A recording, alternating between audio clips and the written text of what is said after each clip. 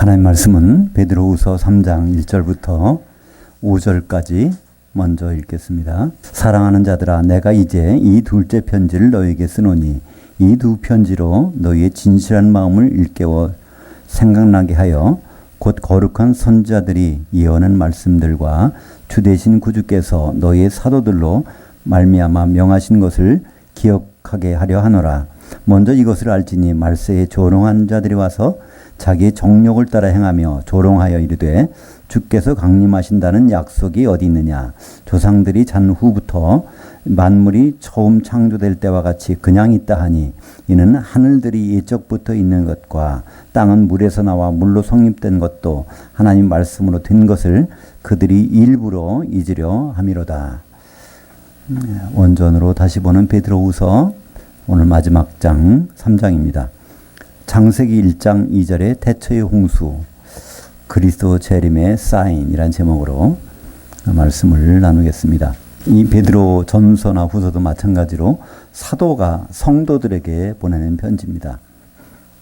사도라고 하면 예수님의 분신이기 때문에 예수님이 직접 주신 말씀과 동일하다고 볼 수 있습니다. 근데 특별히 베드로는 지난 베드로후서 1장 11절 12절에 보면 내가 이 장막을 벗을 날이 가까웠다 이런 말을 하면서 편지를 씁니다. 그러니까 어떻게 보면 유언장인 거죠. 보통 유언장에다가는 가장 필요한 말만 쓰지 않겠습니까? 그래서 베드로는 많은 것을 남기고 싶었지만 특별히 반드시 알려야 될 그 말씀을 두 개의 편지를 통해서 말씀하고 있습니다. 근데 오늘 목적 2절에 있는 것처럼 너희 사도들로 말미암아 명하신 것을 기억하게 하려 하노라. 사도들에게 왜 명했을까요? 에베소서 2장 20절에 보면 너희는 바로 성도들, 교회는 사도들의 터위에, 사도들의 기초서구에 세우심을 입은 자라 말씀이 있습니다. 그러니까 사도들과 선지자는 같은 의미로 사용되고 있습니다. 거기서요. 물론 모든 선지자가 사도는 아닙니다. 그러나 모든 사도는 선지자입니다. 이 선지자라는 뜻은 사진사라는 뜻이라고 그랬죠. 프로페테스, 그래서 프로라는 것은 바깥으로 끄집어내는, 페테스라는 것은 빛에서 나온 말입니다. 빛으로 촬영해서 내주는 사람. 그래서 하나님의 속마음을 촬영해서 알기 쉽게 그림으로, 사진으로 보여주는 사람이 선지자인데 이 사도가 바로 그 역할을 하고 있다는 것입니다. 근데 오늘 여기서 사도가 하는 말 중에 가장 대표적인 말이 뭘까요? 이제 말세에 어떤 일이 벌어진다는 겁니다. 마지막 때가 되면 어떤 일이 벌어진다는 거예요. 그것이 바로 주께서 강림하신다는 약속이 어디 있냐. 주님이 재림한다는 거, 그런 약속한 적이 없다. 이렇게 하는 말. 이것이 말세에 가서 나타난다는 것입니다. 우리가 지금 그걸 느낄 수 있지 않습니까? 우리 교회 생활을 하면서 많은 대화 가운데 또 많은 행사 가운데 정말 주님의 재림에 대해서 그렇게 심각하게 생각하나요? 우리가 예수 잘 믿다가 죽으면 천국 가면 되지. 이게 대부분의 생각이죠. 예수님이 당장 모시면 우리가 어떻게 그분을 만날까, 이것을 생각하면서 신앙생활 하는 분들은 어떻게 보면 많지 않은 것 같고요. 우리는 점점 더 그렇게 될 것 같습니다. 왜냐하면 여기에 말세에 그런 자들이 나타난다고 했으니까 주의 강림에 대한 약속이 어디 있느냐. 그러면서 그 대표적인 예로 천지 창조한 다음부터 그 이후로도 한 번도 이것은 뭐 어떤 일이 없었다는 겁니다. 특별히 조상들이 잔 이후는, 노아 홍수 이후에, 아브라함 이후에는 아무것도 없었다. 마찬가지로 앞으로도 전혀 그런 일은 없을 것이다. 이렇게 얘기를 하고 있다는 것입니다. 한마디로 주님의 재림을, 주님의 강림을 그들은 인정하지 않는다는 것이죠. 근데 여기에 대해서 베드로는요, 어떤 걸 가지고 이렇게 얘기를 하고 있습니까? 창세기 1장 2절의 사건을 가지고서 여기 반론을 제시합니다. 그것이 바로 처음 창조 때, 처음 창조, 창세기 1장 1절이죠. 처음 창조 때 어떤 일이 있었느냐. 근데 5절에 보니까 이는 하늘들이 예적부터 있는 것과 땅은 물에서 나와 물로 성립된 것도 하나님 말씀으로 된 것을 그들이 일부러 숨기려 함이로다. 창세기 1장 1절에 보면 하늘들과 땅이 창조가 됩니다. 근데 하늘들에 대해서는 별 말이 없어요. 근데 1장 2절에 보면 무엇이 벌어지죠? 하늘들은 예적부터 그대로 있었지만 땅은 그렇지 않다는 겁니다. 창세기 1장 2절, 1장 1절부터 2절까지 한번 보면요. 태초에 하나님이 천지를 창조하시니라. 그런데 땅이 혼돈하고 공허하게 되었고 흑암이 깊음 위에 있고 하나님의 영은 수면 위에 운행하시니라. 여기 보면요. 하늘들에 대한 말은 없어요. 그죠? 근데 땅은 어떻게 되었다고요? 근데 땅은 원래 혼돈하고 공허한 것이 아니죠. 이사야서 45장 18절인가요? 여기 보면 창조할 때 땅은 혼돈하지 않았다고 되어 있는데 이것이 창세기 1장 2절에 보면 혼돈하게 돼버렸다는 것입니다. 그리고 혼돈하게 된 것이 혼돈하고 공허하게 됐다는 것. 혼돈이라는 것은요, 이게 그냥 완전히 파괴된 거죠. 공허하게 됐다는 것은 다 휩쓸려 나갔다는 것입니다. 이것을 우리가 쉽게 연상할 수 있는 것은 쓰나미가 한번 휩쓸고 지나가면 파괴될 뿐 아니라 다 휩쓸고 지나가 버리죠. 그런 상태가 돼버렸다는 겁니다. 뭐로요? 물로. 그죠? 그래서 하나님의 영이 수면 위에 운행하시더라. 그래서 수면 위에 운행하시는. 이 수면이 뭘까요? 이게 바로 홍수죠.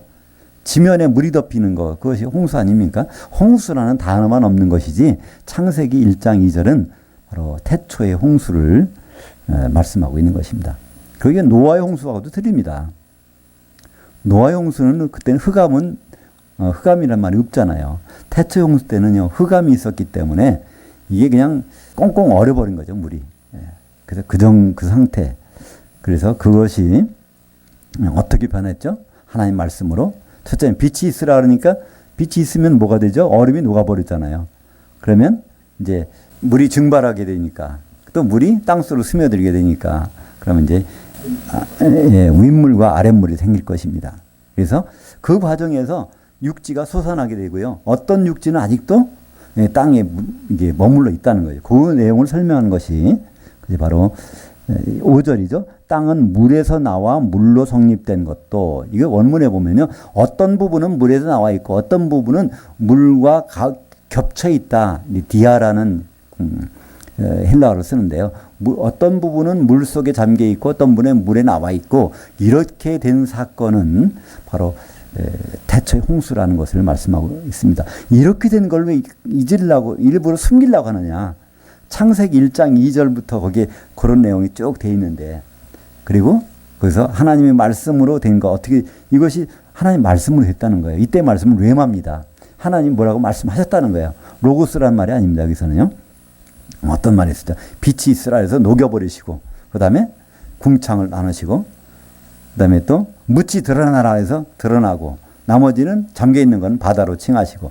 그래서 이렇게 모두 된 것이 그분이 직접 레마로 말씀하셔서 된 것을 왜 그걸 숨기려고 하느냐. 그런 얘기입니다. 한마디로 그것은 무엇일까요? 심판하신 거잖아요. 심판이 있었다는 사실을 모른다는 거죠. 잊으려고 한다는 거죠. 그러니까 예수님 오시면 분명히 먼저 심판이 있죠. 그죠? 그리스도의 심판대가 있고, 그 다음에 천년 지나면 백보자 심판대가 있습니다. 근데 이 베드로가 본 것은 또 사도 바울이나 요한이 본 것과는 조금 차이가 있습니다.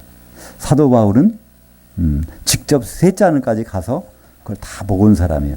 사도 요한도 계시록을 기록할 때는 그 하늘까지 가서 다 본 건데 베드로는 하늘에 올라간 적은 없잖아요. 그래서 아직은 그 부분에 대해서 조금 그러니까 분명하지 않은 부분이 있습니다. 예를 들어서 지금 이 펜을 보면요, 여기 파란색이 있고 여기 중간에 뭐 보드라고 쓰여진 부분이 있고 이렇게 있는데 이것을 이렇게 보시죠. 멀리 본다고 하면 이거 점으로 보일 거 아니에요, 그죠?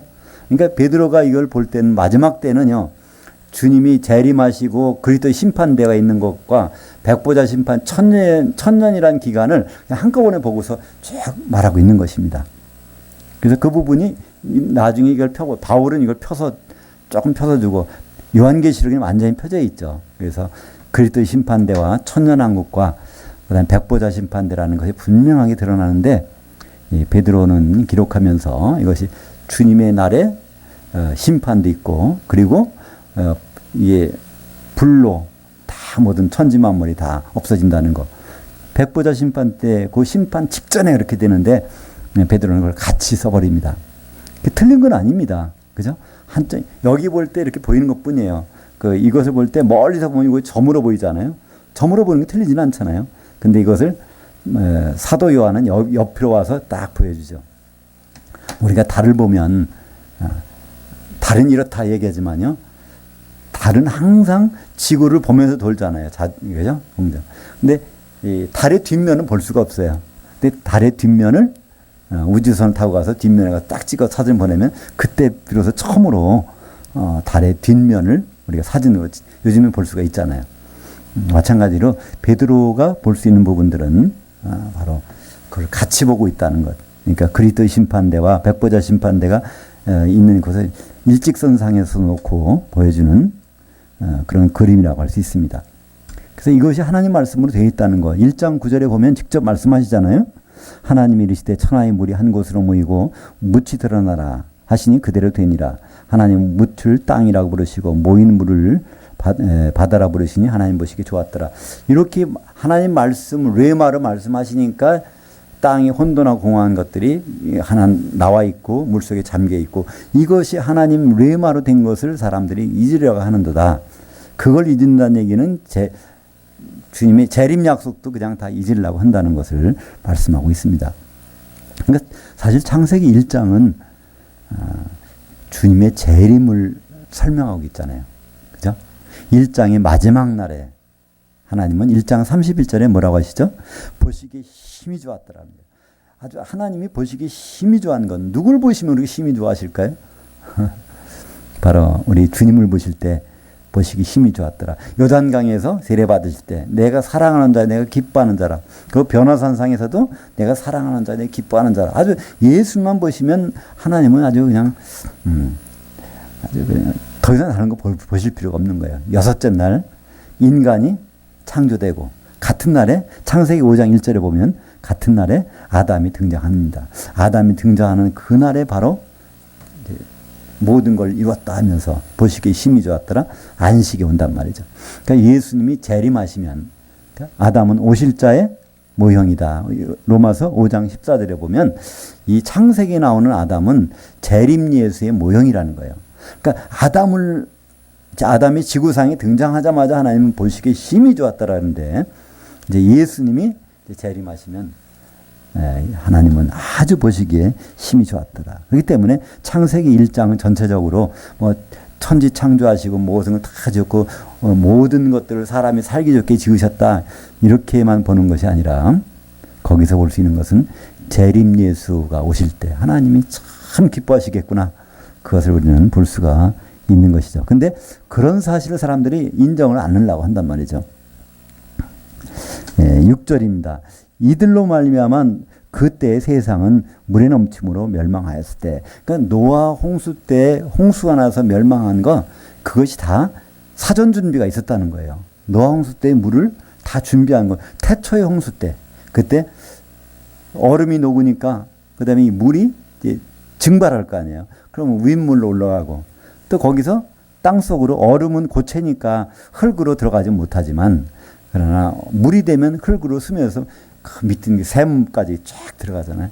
그것이 노아 홍수 때. 그래서 오늘 베드로후서 3장 6절에 보니까 이들로 말미암아 태초 홍수 때 준비된 물들로 말미암아 노아 때 세상은 물에 넘침으로 멸망하였을 때.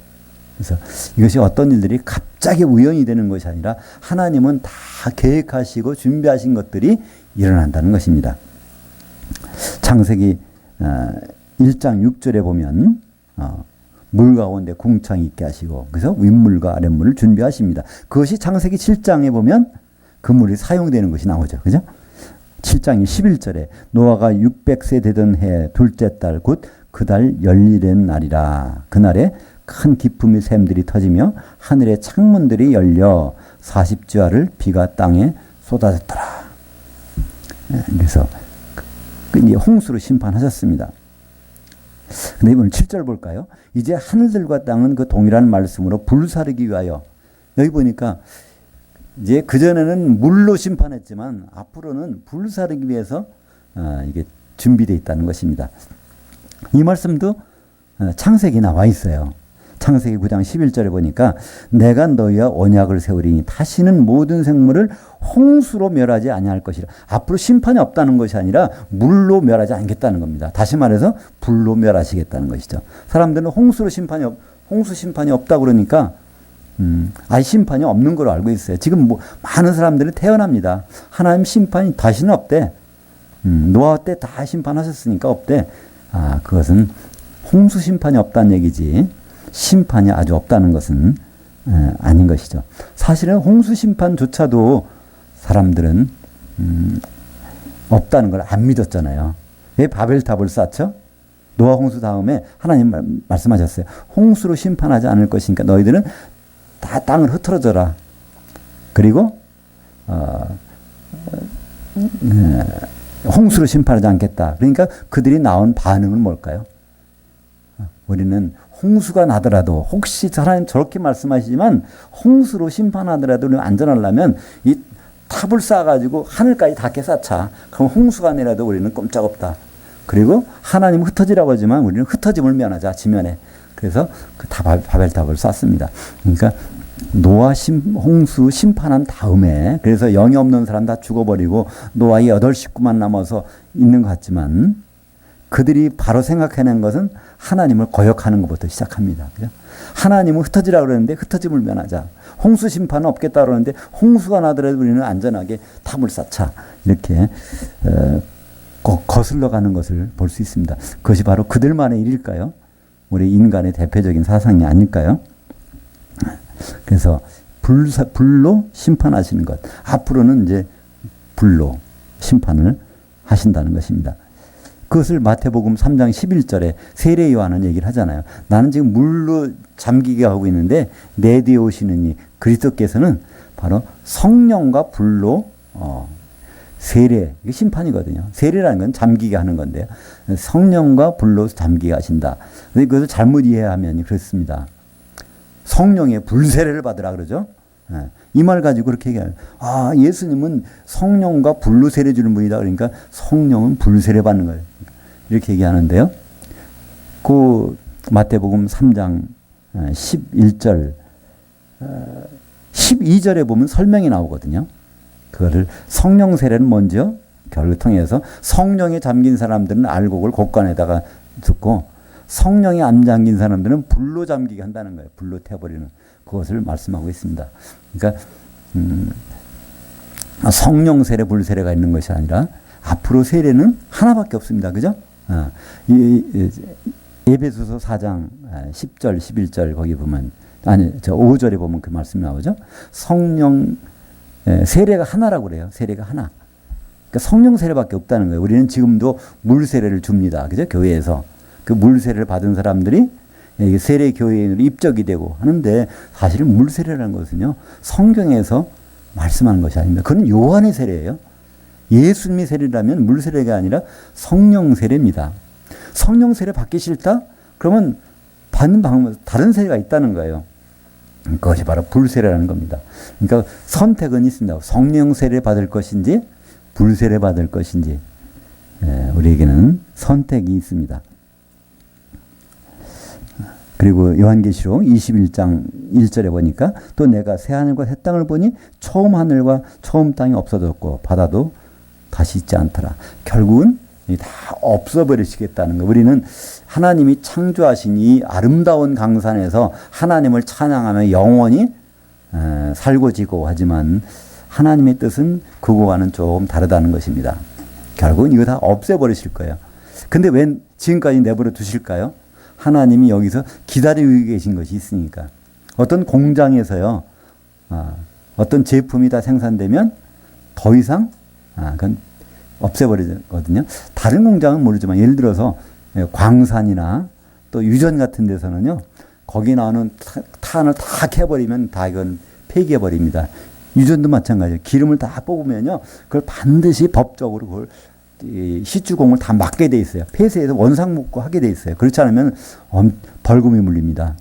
그래서 모든 것은 다 원상복귀.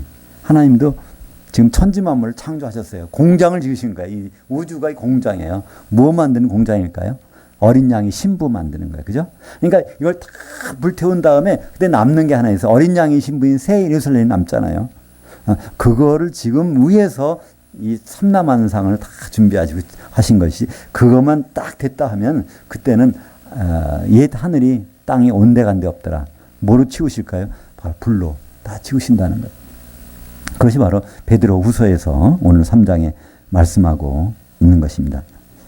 근데 사람들은 하나님이 그렇게 말씀하셨는데 이게 이루어지고 있지 않다는 겁니다.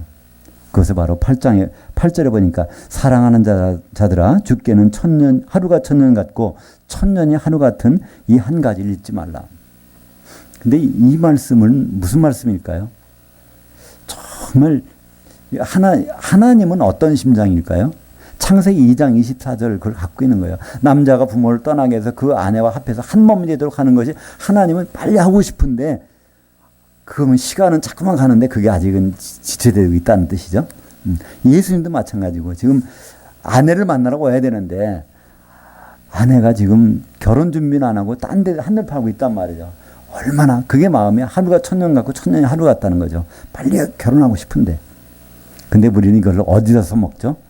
이 지구의 나이, 우주의 나이가 얼마가 될까? 이렇게 써먹는단 말이에요. 보통은 어떻게 얘기합니까? 지구 6천년 전이다. 많은 사람들은요, 이것을 12,000년 전이다. 이렇게 얘기를 합니다. 오래 안 됐다는 거예요. 그 젊은 지구론도 나옵니다. 이걸 왜 그렇게 잡는가요? 아담의 족보를 딱 따져보면 우리의 이제 조상 아담이 6,000년 전 사람이라는 거예요. 그럼 6,000년 전 사람이니까 6,000년 전에다가 뭐 엿새를 더해도 6,000년 플러스 6일이니까 그럼 이 지구가 나이가 6,000년이라는 거예요. 근데 어떤 사람들은 아니다, 그거보다 좀 길다는 거예요. 어떻게 얘기하죠? 하루가 천년 같고 천년이 하루 같으니까 하나님께는 그 첫째 날, 둘째, 셋째, 넷째, 다섯째, 여섯째, 6일간이 6,000년이라는 거예요. 그래서 아담부터 6,000년이 더 있으니까 지구의 나이는 12,000년이다. 이렇게 얘기를 합니다. 심지어는 창조과학회에서도 그렇게 얘기를 하고 있어요. 근데 그 말이 맞을까요? 그건 말이 안 되잖아요. 셋째 날 가만히 보시면 셋째 날에 이게 식물이 나오잖아요. 꽃이 피어 열매를 맺는단 말이에요. 식물이 나오면 이것이 만약 1,000년 동안 그 다음 날이 밤이 된다. 1,000년이 낮이 된다. 그러면 이거 다 1,000년 동안 흑암 속에 있다 보세요. 이 식물이 나와. 다음 날 이게 있는가? 없잖아요. 그죠? 낮만 계속 된다고도 안 돼요. 식물들은 이게 필요하거든요. 계속 햇빛만 쬐면 이게 죽어버려요. 식물들은 낮에는 탄소 동화 작용을 하고 이산화탄소를 흡수해서 그걸 가지고 영양분을 만들지만 저녁에는 식물도 숨을 쉰단 말이에요. 이산화탄소를 배출해요. 그러면 산에 가서 등산 가나 또 산에 가서 여기 산소 많은 데서 아주 쉬고 싶다. 저녁에는 좀 위험합니다. 오히려. 왜냐하면 식물들이 이산화탄소를 막 뿜어내거든요. 산소를 흡수하고 호흡해야 되니까. 그죠? 그러니까 오히려 산에 가시려면요, 낮에 가시면 좋아요. 산소를 많이 배출하니까, 이산화탄소를 흡수해서 산소를 배출하니까. 근데 저녁에 가시면요, 어디서 이산화탄소가 많이 나와, 나무에서. 여하튼, 하루가 천년 같다, 천년이 하루 같다면, 그때 하루가 천년이라면, 셋째 날 나온 식물들은 다 죽어버렸어야 돼요. 그죠? 그거는 그냥 하루하루 24시간이라고 볼 수밖에 없습니다. 물론, 해달별은 넷째 날 해달별이 나오지만 정확히 보면 창조가 아닙니다. 해달별을 만드셨다고 그래요. 조정했다는 겁니다. 위치가 바뀌었다는 거예요. 그것들을 원상복복 해놨다는 것입니다. 지금 조금만 각도만 바뀌어도 여름과 겨울이 어떻게 될까요? 태양과 지구의 각도가 조금만 바뀌어도 얼마나 추운지 몰라. 그죠? 이거만 얼마나 더운지 몰라. 근데 그것이 아예 지구가 태양으로부터 다른 궤도로 가 있었다면 흑암 속에서 완전히 꽁꽁 얼어버렸겠죠.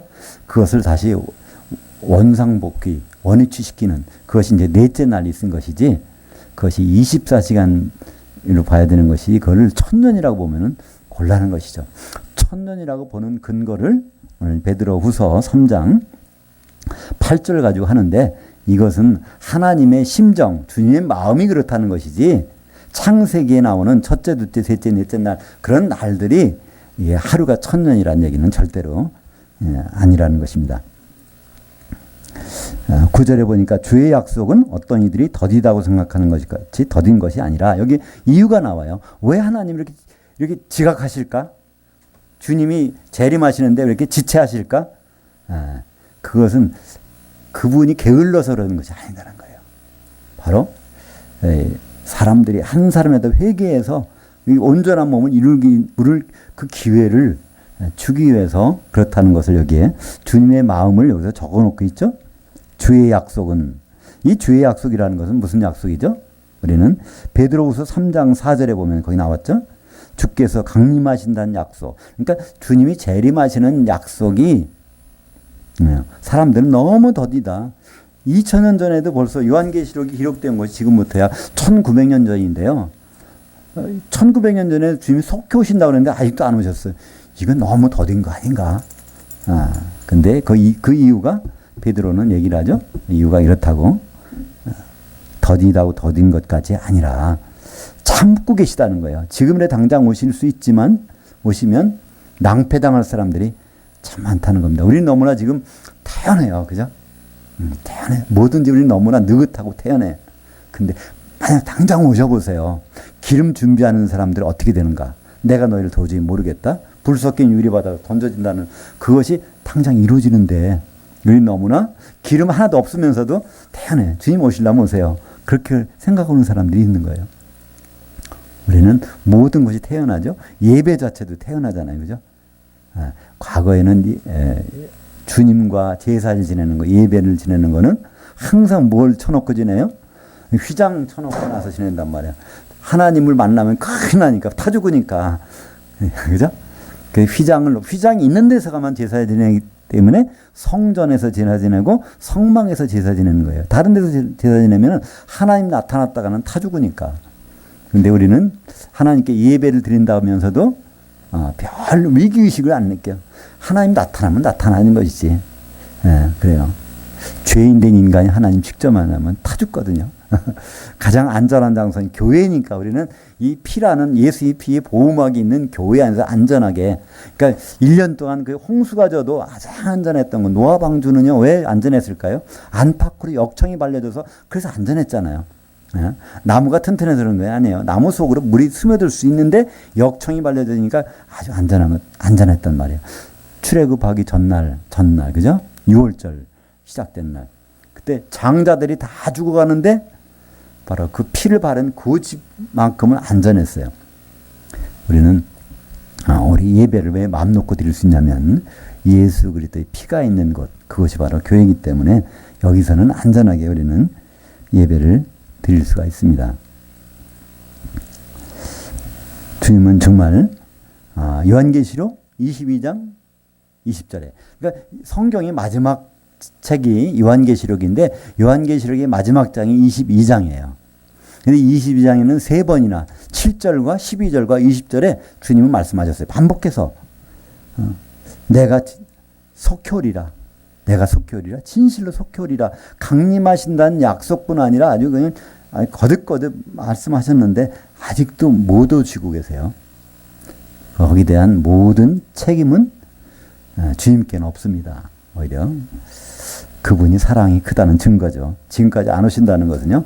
그분이 얼마나 긍휼이 크신가를 우리에게 설명해 주시는 것이에요. 그죠? 10절입니다. 그러나 주의 날이 도둑같이 오리니 그날에는 하늘들이 큰 소리로 떠나가고 물질이 뜨거운 불에 풀어지고 땅과 그 중에 있는 모든 일들이 일어나리로다. 이 도둑같이 온다는 말은 무슨 뜻일까요? 우리가 살아있을 때도 오실 수 있다는 얘기예요. 그죠? 살아있을 때. 이 도둑같이 온다는 말은 그 요한계시록에 어디 나오죠? 두아데라교회 사대교회 할 때. 그러니까 살아서 주님을 맞게 되는 교회에게 이 말씀을 하십니다. 도둑같이. 우리 살아있을 때 주님 오신다는 생각은 별로 안 하잖아요. 그죠?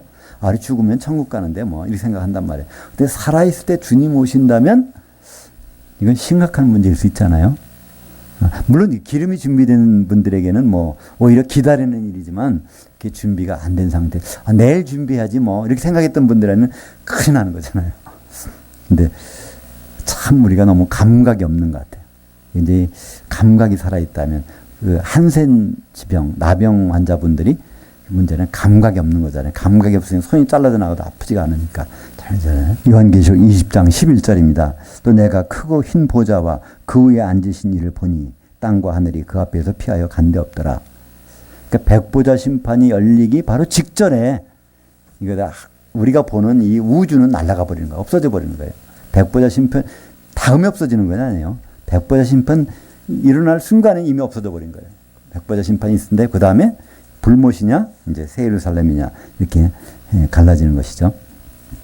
11절부터 13절까지는 바로 그 장면을 반복해서 설명합니다. 하늘들과 땅, 천지가 다 없어진다는 것입니다. 그러니까 우리는 천지창조라는 말은 많이 들어보셨죠? 천지창조. 근데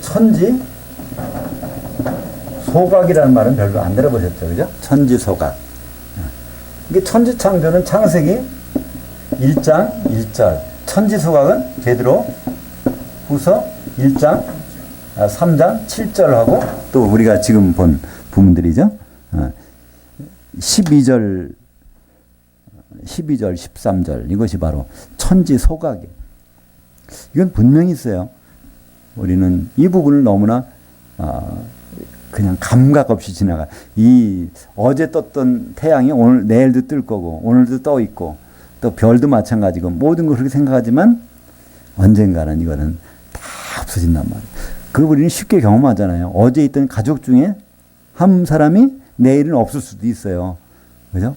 근데 이건 그 정도가 아니라 이 우주 전체가 다 없어지는 날이 분명히 있다는 것입니다. 요한계시록 21장 1절에 또 내가 새 하늘과 새 땅을 보니 처음 하늘과 처음 땅이 없어졌고 그 바다도 다시 있지 않더라. 여기서 왜 그 바다가 어떤 바다일까요? 이 바다는 바로 불 섞인 유리 바다. 이것도 더 이상 없다는 거예요. 이걸 다른 말로 지옥이라고 그러죠. 2절에 또 내가 보매 거룩한 성 새 예루살렘이 하늘로 하나님께로부터 하늘에서 내려오니 그 준비한 것이 신부가 남편을 위하여 단장한 것 같더라. 그러니까 이 새 하늘과 새 땅이라고 그랬는데 그 다음에 새 땅에 대한 얘기는 없어요. 그럼 뭐가 새 땅일까요? 이게 새 예루살렘이 새 땅입니다. 새 예루살렘. 땅은 교회고 교회가 주님이 주신 기업인데 이거 새 땅, 이것이 이제 새 예루살렘이 새 땅으로 나타나고 있는 거죠. 이 새 땅이 뭐라고요? 이것이 바로 어린 양의 신부. 그러면 이 부분이 바로 이루어지는 거잖아요. 창세기 2장 24절에 남자가 그 부모를 떠나 그 아내와 합해서 한 몸을 이룰지니라. 그 새 땅인 새 예루살렘 그 어디서 한 몸 된 걸 확인할 수 있나요? 요한계시록 21장 22절에 보면 그 이제 새 예루살렘 성에 들어갑니다. 그죠? 여기 들어가 보니까 성전이 따로 있는 게 아니라 전능하신 이와 어린 양이 바로 성전이십니다. 그러니까 한 몸 돼버렸다는 거예요. 어린 양이 신부인 새 예루살렘이란 신부와 어린 양이 속에 한 덩어리가 된 모습이 거기 나오죠. 창세기 2장 24절이 거기서 실현된 장면이 바로 나옵니다. 남자가 그 부모를 떠나 그의 아내와 합해서 한 몸을 이룰지니라. 그래서 한 몸 된 현장을 성경에서 확인할 수가 있습니다. 이것은 구약에서도 하나님이 선언하신 것이죠. 이사야서 62장 7절에 또 여호와께서 예루살렘을 세워. 그러니까 이사야가 이걸 증언할 때 예루살렘이 파괴된다는 거예요. 그 다음에 새로 세운다는 겁니다. 그러니까 새 예루살렘을 세운다는 것이죠. 새 예루살렘을 세워 그 땅에서 새 땅에서 물론 우리말 성경은 세상이라고 번역했어요. 이건 세상이 아닙니다. 그 새 땅에서 찬송을 받게 하시기까지 그로 쉬지 못하시게 하라. 그러니까 그때까지 하나님은 안 쉬신다는 겁니다. 남자가 부모를 떠나 아내와 합해서 한 몸 될 때까지는 계속 가신다는 겁니다. 우주가 다 없어져도 14절입니다. 그러므로 사랑하는 자들아 너희가 이것을 바라보나니 주 앞에서 점도 없고 흠도 없이 평강 가운데서 나타나길 힘쓰라. 그러니까 우리가 이때 할 일이 있어요. 우리 전도해야 되나 봉사해야 되나 기도해야 되나 이제 막 할 것 찾죠. 가장 점과 흠이 없어야 된다는 겁니다. 흠집 난 성도가 없어야 된다는 거예요. 우리 주위에 우리가 몸을 이루고 있는데 문제가 있는 성도가 없어도 된다는 것입니다. 우리 지난번 고린도전서 5장에 그 부분이 나왔죠. 고린도 교회에 어떤 성도, 아주 중요한 직책에 있는 성도 중에 한 사람이 흠집이 났어요. 자기 아버지의 첩하고 같이 살림을 차리고 있는 흠집이 났단 말이에요.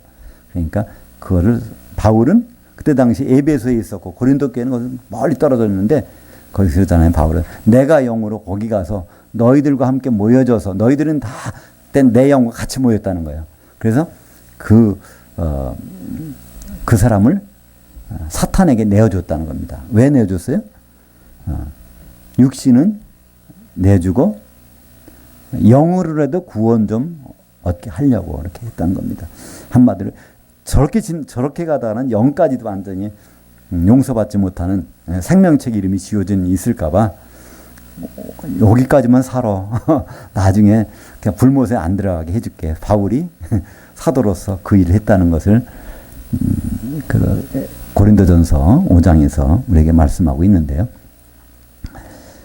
우리가 주님 앞에 설 때 가장 문제가 되는 거는요, 흠과 점이 없어야 된다는 겁니다. 예식장에 들어가는 신부가 신부 화장을 다 끝내고 흠이 없어야 되는데 갑자기 가다가 면사포가 날아간다든가 눈썹이 하나 떨어졌다든가 뭐 되면은 이 결혼식이 제대로 되겠습니까? 거기에서 그 정도뿐 아니라 갑자기 신부가 거기 걸어가다가 그냥 복통이 나서 고꾸라졌다고 생각해보세요. 결혼식이 되나? 안 되거든요. 그러니까 어느 부분이 창자나 뭐 내장까지라도 다 건져내야 돼요. 흠이 없어야 돼요. 그러면 결혼식이 잘 진행이 된다는 겁니다. 베드로는 지금 그걸 여기서 말씀하고 있죠. 점도 없고 주 앞이라는 결혼식장에 들어가서 신랑 앞에서 점도 없고 흠도 없이 평강 가운데서 나타나길 힘쓰라. 평강이라는 건 뭐죠? 서로가 하나가 되는 것. 에이렌에 끊어졌던 것이 연결되는 것. 그것이 그렇게 되기를 힘쓰라. 그러니까 이것이 가장 중요한 일인데 이걸 벗어나서 우리는 너무나 다른 일을 하려고 그래요. 그죠? 선교, 전도, 봉사, 기도, 뭐, 많은, 그것이 절대로 나쁘다는 뜻은 아닌데요. 그거 다 하더라도 점이나 흠집이 생기면 안 된다는 거거든요. 그게 생기면 어떻게 되죠? 한꺼번에 지옥불에 던져진다는 거예요. 한꺼번에 어디로 들어가요? 불 섞인 유리바다로 던져진다는 겁니다. 그 성경이 그걸 말씀하고 있거든요. 마태복음 5장 29절에 만일 네 오른 눈이 너로 실족하게 하거든 빼어내버리라. 이것은 개인을 얘기하는 것이 아닙니다. 우리 몸에 지체 중에 하나가 눈이라면 그게 흠집이 있다면 그걸 빼버리는 게 낫다는 겁니다. 네 백체 중 하나가 없어지고 온몸이 지옥에 던져지지 않는 것이 유익하며 이것은 불못이 아닙니다. 주님 오셔서 그리스도 심판대에서 그때 깊은 바다 불 섞인 유리바다에 던져지는 것. 그때 흠집이 있으면 같이 던져진다는 겁니다. 이 30절에 또한 네 오른손이 너를 실족하게 하거든 찍어내버리라. 네 백체 중에 하나가 없어지고 온몸이 지옥에 던져지지 않는 것이 유익하니라. 마태복음 18장 6절과 8절 9절에도 똑같은 말씀이 있습니다. 거기에는 분명히 나타나죠. 마태복음 18장 6절에는 어디에? 바다 깊은 곳에 던져지는 거기 나와요. 18장 6절에 바다 깊은 곳. 그것이 요한계시록 21장 8장 21절에 보면 바로 큰 성 바벨론이 바다에 던져지는 장면이 나오죠. 큰 성 바벨론, 큰 음녀고, 음녀라는 것은 타락한 교회, 큰 성, 큰 음녀라는 것은 아주 큰 교회든지 그런 타락한 교회 연합이든지 그것이 바로 들어가는 이유가 뭘까요? 점과 흠이 있어서 점과 흠이 있으면 이렇게 지옥에 던져질 수 있다는 얘기입니다. 범죄한 눈이나 범죄한 손이나 지체 중에 하나가 뭐가 되면 전체가 문제가 생긴다는 것이죠. 그래서 바울은 데살로니가전서 5장 23절에 이렇게 얘기합니다. 평강의 하나님이 친히 너희를 온전히 거룩하게 하시고 이 거룩이라는 것은 점과 흠이 없는 거죠. 너희의 온 영과 혼과 몸이 우리 주 예수 그리스도께서 강림하실 때 재림하실 때 흠없게 보존되기를 원하노라. 흠집이 하나도 없게. 그러니까 우리는 여기서 한번 생각해 봐야 돼요. 나는 흠이 없는 것 같은데 당당하다고 생각하면 안 됩니다. 옆에 흠집이 있으면요 같이 도매금으로 같이 넘어간다는 거예요. 이것이 바로 재림하실 때 벌어질 일입니다. 그래서 여기서 온이라는 단어는 특별한 단어입니다. 성경에 딱 한 번 나오는 단어인데요. 홀로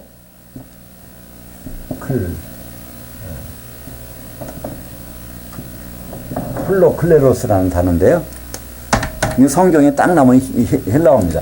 홀로라는 말은 홀로스, 아주 전체 크다라는 뜻이고 100%라는 거예요.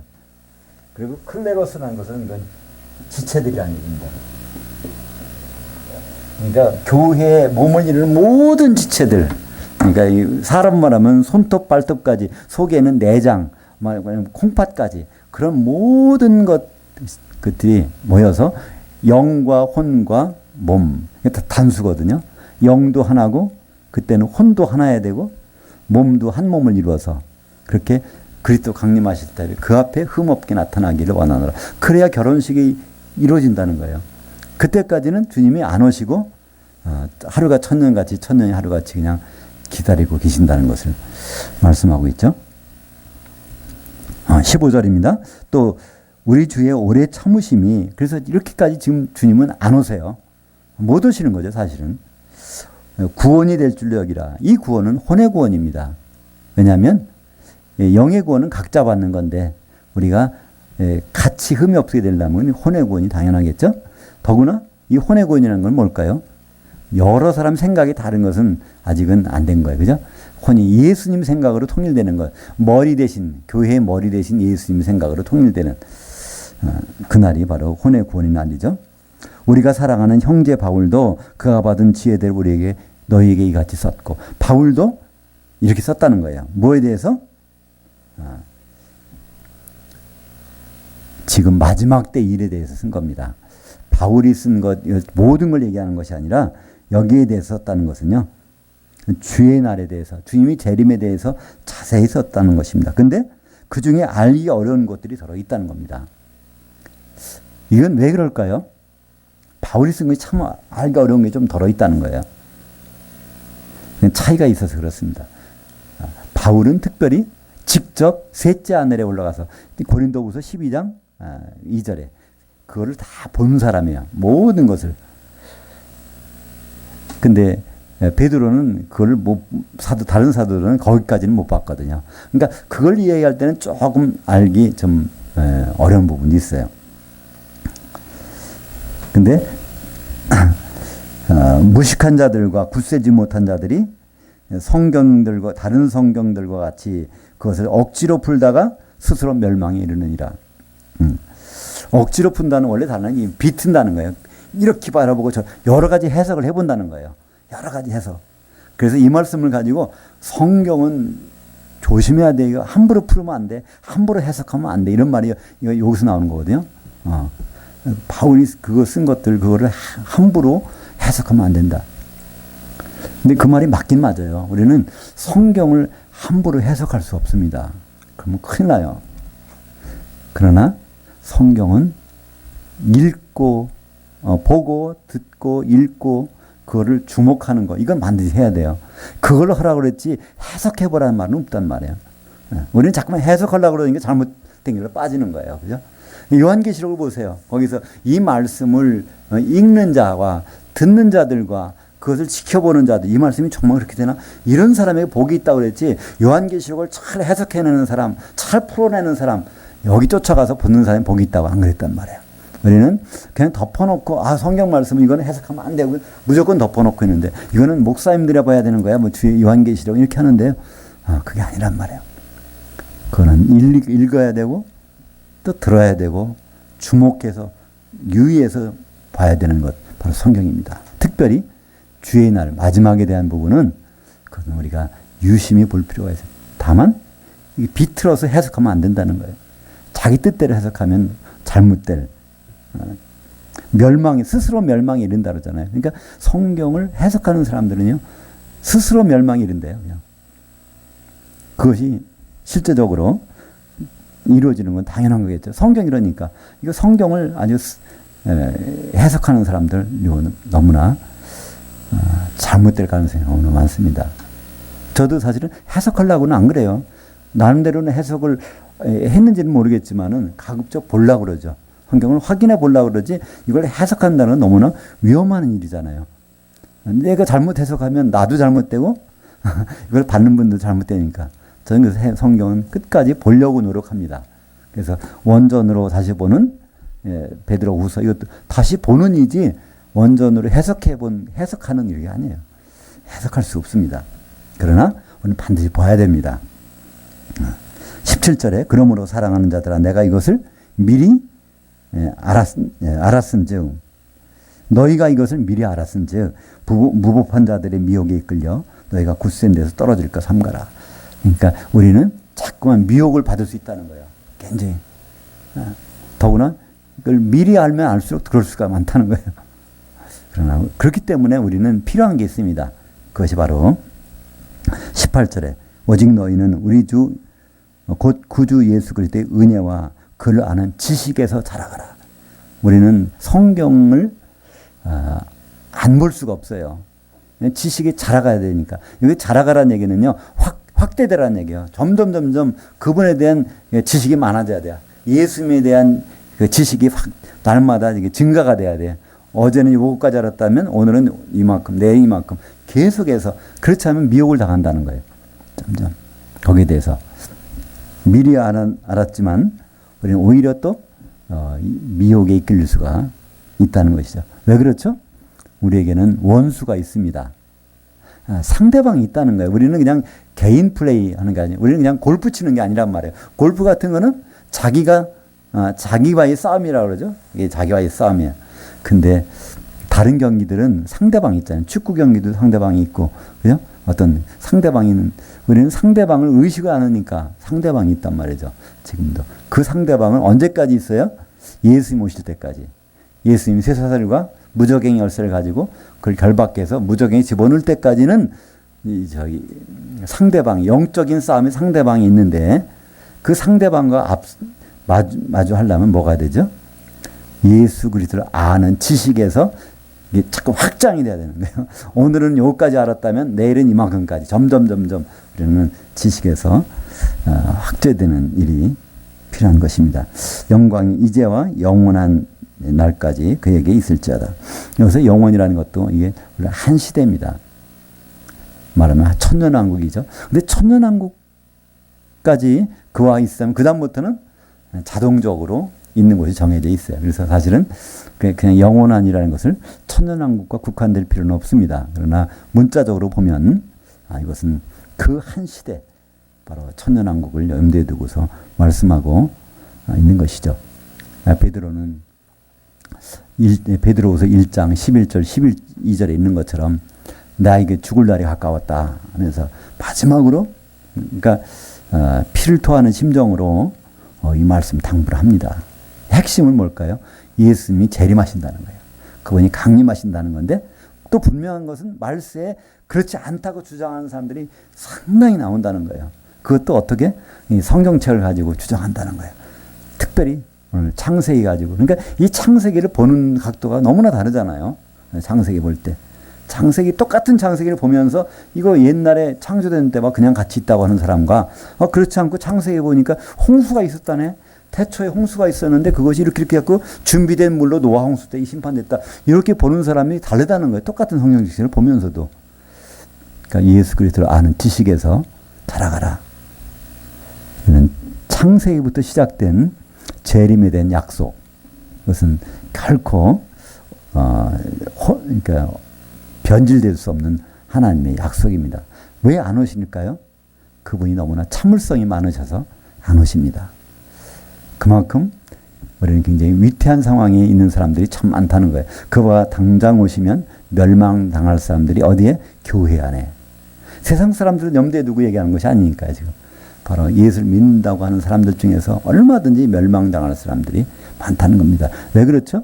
예수 그리스도 가운데서 죽은 사람들이 바로 부활해서 올라가잖아요. 그리스도 심판되는 세상 사람들은 올라가지 않습니다. 그리스도 안에서 죽은 사람들만 부활해서 거기서 올라가는데 그 사람들 중에서 혼인잔치에 들어갈 사람들은 사실 극히 작다는 것이죠. 베드로는 이 부분을 마지막으로 우리에게 남겨주고 이제 이 세상을 떠났지만 베드로를 다시 만날 거예요. 어디서 만나죠? 공중에서 만나는데 특별히 아주 재판할 때 만나요. 그리스도의 심판대에서. 그리스도의 심판대에서 만나는 것. 마태복음 19장 28절에 보면 예수님이 약속했잖아요. 인자가 올 때 너희들은 12보좌에 앉아서 이스라엘 12지파를 너희들이 직접 심판하리라. 그러면 이스라엘 12지파는 우리 성도들이니까 성도들을 심판할 중에 한 사람이 베드로란 말이에요. 우리는 베드로 앞에 가서 뭐라고 하시겠어요? 우리 그때 베드로 전서, 베드로 후서까지 다 보고 정말 당신 말에 너무나 감명을 받았습니다. 그때 그 말이 잊어버리지 않아가지고 여기 와서 심판 받겠습니다. 그래서 베드로는 그냥 100점 만점 줄 거 아니에요. 저 심판관한테 우리 무슨 이 답안지를 들고 우리 이제 심판관을 만나는 그 특혜를 받은 사람들이에요. 그죠? 기도하겠습니다. 하나님 아버지.